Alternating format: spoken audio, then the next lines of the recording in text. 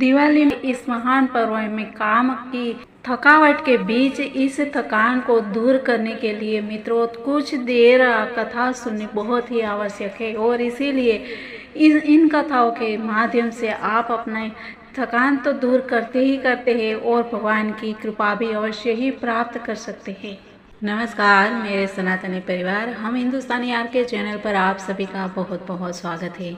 योगेश्वर श्री कृष्ण शरणम मम। भगवान श्री कृष्ण की बाल लीलाओं से लेकर हम भगवान के विवाह तक की कथा इसमें हम शामिल कर रहे हैं। मित्रों, हमने देखा कि भगवान का 3 विवाह कैसे हुआ और ये विवाह कौन कौन से थे, और आज हम बताने वाले हैं भगवान श्री कृष्ण के और 5 रानियों के बारे में कि ये विवाह कैसे हुआ।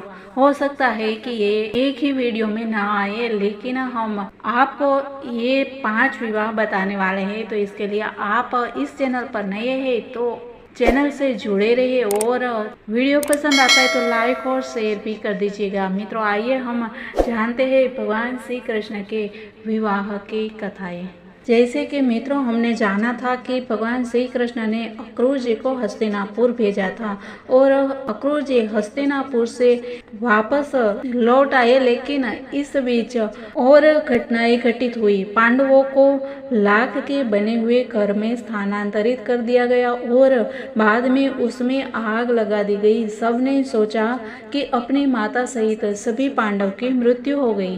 भगवान श्री कृष्ण तथा बलराम जी के पास भी यह जानकारी भेज दी गई। परस्पर मंत्रणा करके अपने संबंधियों के प्रति सहानुभूति प्रदर्शित करने के लिए उन्होंने हस्तिनापुर जाने का निश्चय किया। श्री कृष्ण तथा बलराम जी को निश्चित रूप से ज्ञात था कि उस भयंकर अग्नि में पांडवों की मृत्यु नहीं हुई होगी, किंतु फिर भी वे प्रियजनों की मृत्यु के शोक में सम्मिलित होने के लिए हस्तिनापुर जाना चाहते थे और इस प्रकार वह अपने संबंधियों के शोक में सहभागी हुए, दुख में सहभागी हुए और चारों ओर जनश्रुति फैली हुई थी कि धृतराष्ट्र की योजना के अंतर्गत 5 पांडव भाइयों की अपनी माता कुंती सहित अग्नि दुर्घटना में मृत्यु हो गई है। वे एक लाक्षागृह में रहते थे जिसमें आग लग जाने के फलस्वरूप यह दुर्घटना हुई थी, किंतु उसके पश्चात 5 भाई द्रौपदी के स्वयंवर के समय पहचाने गए थे। अतएव पुनः एक अन्य जन श्रुति फैल गई कि पांडव तथा उनकी माता मृत नहीं है और ये सुनकर भगवान श्री कृष्ण वापस हस्तिनापुर जाने के लिए तैयार हो गए और इस बार वे एक राजा की भांति सेनापति युधान और अन्य अनेक सैनिकों सहित राजसी ठाठ बाट से हस्तिनापुर की यात्रा की। उन्हें वास्तव में नगर में आने का निमंत्रण नहीं दिया गया था, फिर भी अपने महान भक्तों के प्रति अपने स्नेह के कारण वे पांडवों से भेंट करने गए। श्री कृष्ण का स्वागत करके पांडव अत्यंत उत्साहित हो उठे, जैसे कोई अचेतनावस्था से अथवा प्राणहीन के पश्चात पुनः चेतन हो गए। 5 भाइयों से भेंट करने के पश्चात भगवान श्री कृष्ण पांडवों की माता तथा अपनी बुआ कुंती देवी से स्वयं भेंट करने गए। अपनी बुआ के प्रति आदर प्रदर्शित करते हुए श्री कृष्ण ने उनका चरण स्पर्श किया। कुंती ने वह दिवस भी याद किया कि जब अक्रूर जी को श्री कृष्ण द्वारा भेजा गया था और आभार व्यक्त करते हुए भगवान श्री कृष्ण से कहा कि तुम सदैव ही सहज भाव से हमारा स्मरण करते हो। जब तुमने अक्रूर जी को भेजा तभी मैं समझ गई कि हमारे संकट में पड़ने की कोई संभावना नहीं है और हमारे जीवन में सौभाग्य का प्रारंभ हुआ है। तत्पश्चात भगवान श्री कृष्ण युधिष्ठिर से भी मिले और युधिष्ठिर के अनुरोध पे श्री कृष्ण ने वर्षा ऋतु को 4 माह हस्तिनापुर में व्यतीत करने के लिए स्वीकार कर लिया। वर्षा ऋतु के 4 मास चातुर्मास कहे जाते हैं। इस अवधि में सामान्यतया भ्रमणशील उपदेशक और ब्राह्मण जन किसी विशेष स्थान पर रुककर कठोर विधि विधान के अनुसार जीवन यापन करते हैं। यद्यपि भगवान श्री कृष्ण समस्त विधि विधान से परे है, तथापि पांडवों के प्रति स्नेह के कारण उन्होंने हस्तिनापुर में रहने का स्वीकार कर लिया।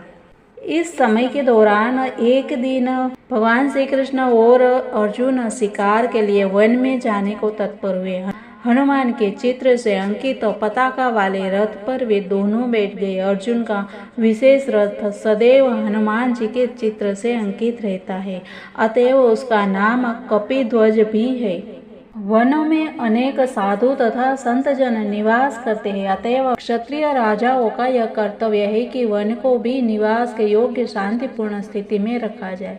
शिकार के कारण अर्जुन को थकान तथा प्यास का अनुभव हुआ, अतएव वे श्री कृष्ण के साथ यमुना के तट पर गए। जब दोनों अर्जुन और श्री कृष्ण यमुना के तट पर पहुंचे तो उन्होंने अपने हाथ पैर मुख धोए और यमुना के निर्मल जल का पानी पिया।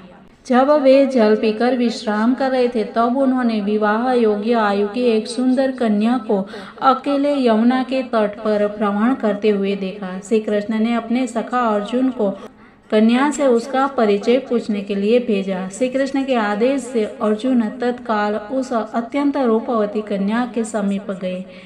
अर्जुन ने पूछा कि प्रिय बाला, क्या मैं पूछ सकता हूँ कि तुम कौन हो?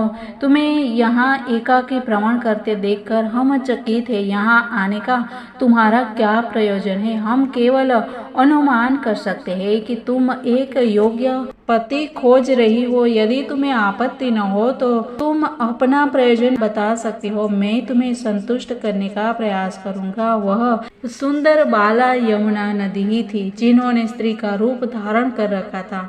उन्होंने उत्तर दिया, है अर्जुन, मैं सूर्यदेव की पुत्री हूँ और अब मैं तपस्या कर रही हूँ, क्योंकि मुझे भगवान श्री विष्णु को पति रूप में प्राप्त करने की कामना है।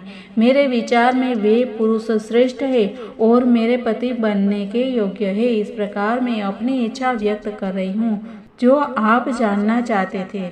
उसने आगे यह भी कहा कि मुझे ज्ञात है कि आप वीर अर्जुन हैं, अतएव मैं आपको ये भी कहना चाहूंगी कि भगवान विष्णु के अतिरिक्त किसी और को अपने पति के रूप में मैं स्वीकार नहीं करूंगी। भगवान श्री विष्णु ही समस्त जीवों के एकमात्र रक्षक है और समस्त बद्ध आत्माओं को मुक्ति प्रदान करने वाले हैं।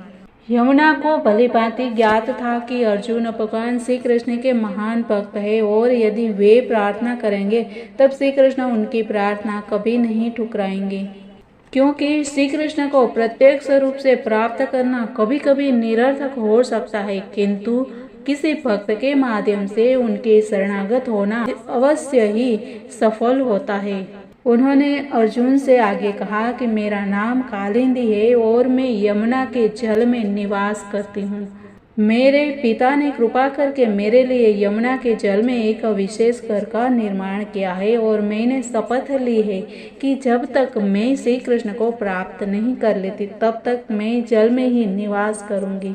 यद्यपि सबके हृदय में निवास करने वाले परमात्मा को ये सब ज्ञात था, तथापि अर्जुन ने कालिंदी का संदेश श्री कृष्ण तक पहुंचाया। श्री कृष्ण ने बिना कोई तर्क वितर्क किए तत्काल कालिंदी जी को स्वीकार कर लिया और उन्हें रथ पर बैठने को कहा। तदुपरांत वे सब राजा युधिष्ठिर के समीप गए। इस प्रकार भगवान का चौथा विवाह हुआ माँ यमुना से, जिनको कालिंदी कहा जाता है।